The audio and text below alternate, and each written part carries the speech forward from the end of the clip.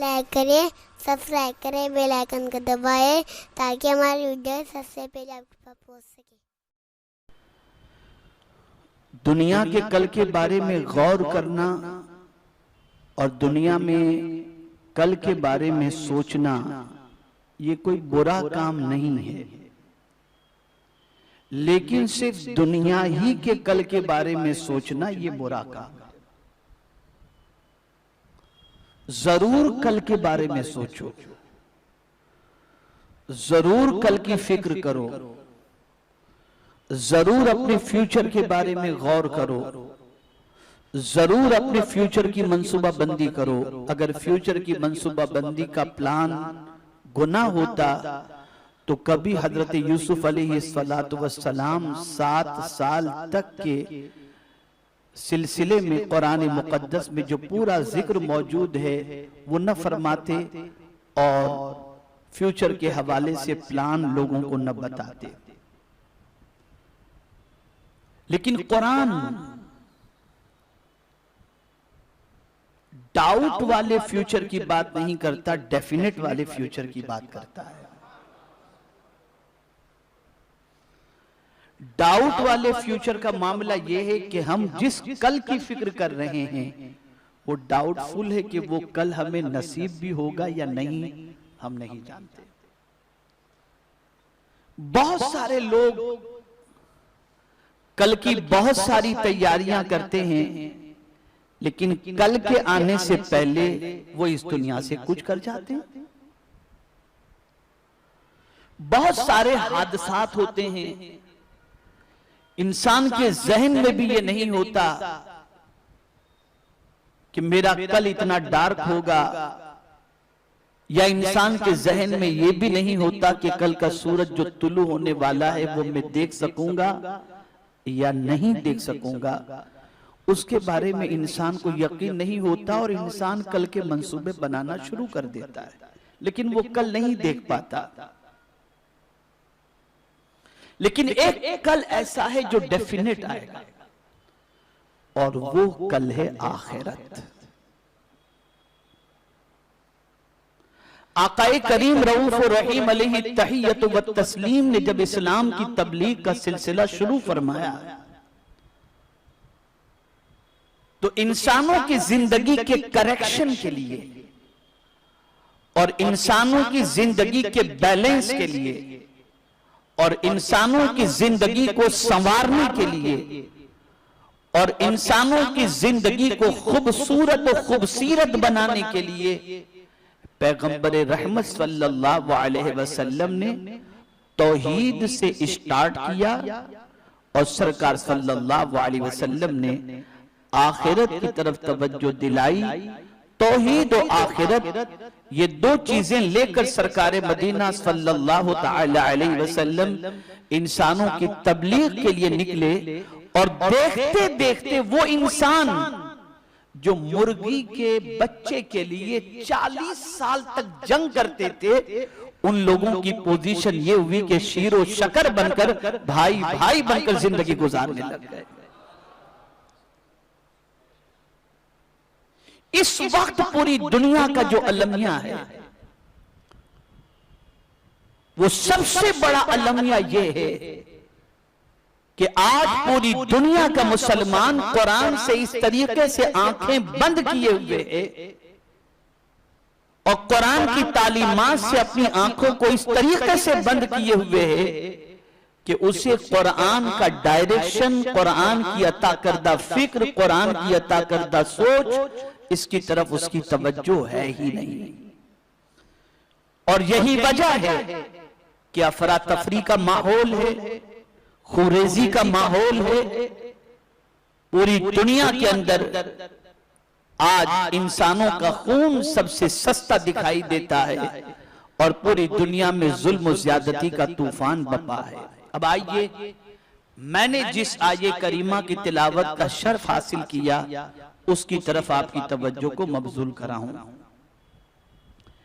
एक बात खास तौर पर जहन में रखें, सारी कायनात के अंदर जितने भी इंसान हैं, चाहे कोई माँ की शक्ल में हो, चाहे बाप की शक्ल में हो, चाहे उस्ताद की शक्ल में हो, चाहे शेख की शक्ल में हो।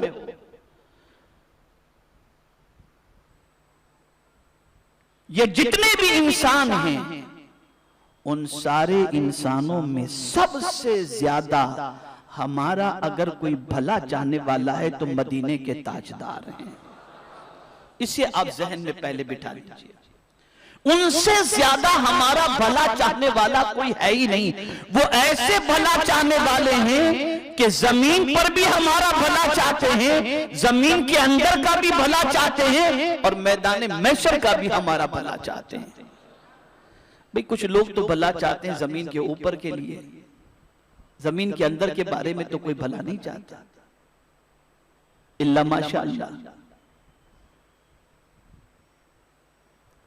और इसी तरीके से आकाए करीम सल्लल्लाहु ताला अलैहि वसल्लम से भी सबसे ज्यादा हमारा कोई भला चाहने वाला है तो वो हमारा रब और हमारा परवरदिगार चला चला, उसी की सिफत है रहमान और रहीम।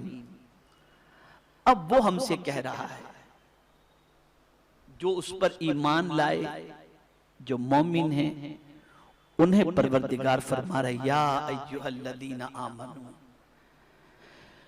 ए ईमान वालो, इत्तकुल्लाह, अल्लाह से डरो। कुरान मुकद्दस में एक मकाम पर नहीं, सैकड़ों मकामात पर जिस चीज को सबसे ज्यादा हाईलाइट किया गया है वो तकवा है। इसलिए कि ये एक ही सिफत अगर किसी मोमिन के अंदर पैदा हो जाए कि वो मोमिन जाहिर और बातिन में अल्लाह से डरने वाला बंदा बन जाए, तो अल्लाह उसे इज्जत भी देता है, दौलत भी देता है, सुरखरुई भी देता है, कामयाबी भी देता है, उसके काम भी बना देता है, दुनिया में भी इज्जत और आखिरत में भी इज्जत से माला माल फरमा देता है। फरमाया इत्तकुल्लाह। इस पर इतनी गुफ्तगू हो चुकी है कि आज उस पर गुफ्तगू करना मैं जरूरी नहीं समझता। अब उसके बाद सेकंड हुक्म जो हमको दिया जा रहा है वो फ्यूचर से रिलेटेड है। वल तंजुर नफ्सुम मा कद्दमत लिगद, और देखो, सेल्फ, अपनी जात के लिए तुम देखो, अपनी जात को देखो, अपनी जात के बारे में तुम देखो कि तुमने अपनी जात के लिए कल के लिए क्या भेजा है, आगे क्या तुमने रवाना किया है। फ्यूचर की बात किया। गद के माने फ्यूचर। अरबी के अंदर जब कभी लफ्ज गद आए तो गद के मानी होता है फ्यूचर। तो कुरान कह रहा है कि तुमने आगे क्या भेजा है कल के लिए, उसके बारे में तुम सोचो, तुम देखो, तुम गौर करो। यहां किस फ्यूचर की बात हो रही है, किस मुस्तकबिल की बात हो रही है? यहां पर आखिरत की बात हो रही है, यहां कयामत की बात हो रही है। तो कुरान हमें ये ज़हन दे रहा है, हमें ये मिजाज दे रहा है कि यहां अगर तुम्हें कोई तकलीफ पहुंचेगी तो किसी न किसी तरीके से कोई तुम्हारी मदद करके तुम्हारा प्रॉब्लम सॉल्व कर सकता है।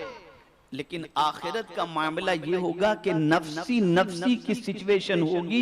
यहां तुम दौलत देकर, यहां कोई सोर्स लगाकर तुम अपना काम करवा सकते हो, वहां पर तुम्हारी न दौलत चलेगी, न डॉलर चलेगा, न पाउंड चलेगा, न रियाल चलेगा, न रुपया चलेगा, वहां कुछ नहीं चलेगा। तुमने क्या भेजा है, आगे क्या जमा किया है, उसके बारे में तुम गौर करो। आगे तुमने क्या भेजा है, वो चीजें तुम्हें कयामत में काम आएंगी। अब एक सवाल मैं आपसे पूछता हूं, क्या उस कल की हमें फिक्र है? हमारी सुबह होती है तो हम उस आने वाली कल की फिक्र करते हैं जो डाउटफुल है, डेफिनेट नहीं। मैं फिर अर्ज कर दूं, उस डाउट वाले कल की फिक्र करना गुनाह नहीं है। आप अगर अपने बच्चे के लिए दुकान, मकान, सारी चीजों का इंतजाम करते हैं, ये गलत नहीं है। आप अपने फ्यूचर की प्लानिंग दुनिया के अंदर करते हैं, ये गलत नहीं है। मेरे जुमले पर तवज्जो दीजिएगा। लेकिन सिर्फ दुनिया ही के कल की फिक्र करना और उस यकीनी कल की फिक्र न करना, ये गलत है, ये गलत है। और जब ये गलती मुसलमानों से हुई तो नतीजा ये हुआ कि पूरी दुनिया के अंदर इल्ला माशाअल्लाह मुसलमान खयानत में डूब गया। आज किसी मुसलमान व्यापारी के साथ डीलिंग करके देखो, किसी मुसलमान को 10-20 हजार रुपया कर्ज दे करके देखो, किसी मुसलमान के पड़ोस में रह करके देखो, आप रियलाइज करेंगे कि आज मुसलमानों की पोजीशन क्या है। हमारे वीडियो को लाइक शेयर जरूर करिए।